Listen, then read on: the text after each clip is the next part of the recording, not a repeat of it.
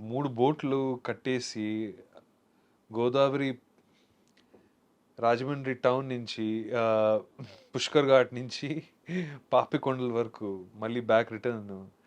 అది 100 డేస్ మనం ఆ ప్రయాణం ఏది ఉందో గోదావరి పైన, it is the most challenging thing I have faced, like logistically correct.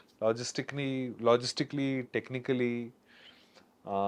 అంటే ఒక 100 మందిని 3 పడవల్లో అలా పెట్టుకొని కెమెరాలు, జనరేటర్ కోసం ఒక స్పెషల్ పంటు అవన్నీ కట్టి ఎవరికి ఏ గాయాలు లేకుండా, ఎవరు నీళ్ళలో పడకుండా ఆ 100 రోజులు మనం ఎలా షూట్ చేసామో, every day was a challenge అండి. రోజు ఐ మీన్ దాని గురించి నేను అంటే it it it it really developed me into a finer film maker.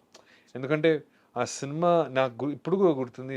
Godavari shooting అయిపోయిన తర్వాత నేను శేఖర్కి చెప్పాను అనమాట, ఇప్పుడు మనం ఎవరెస్ట్లో కూడా సినిమా తీయచ్చు.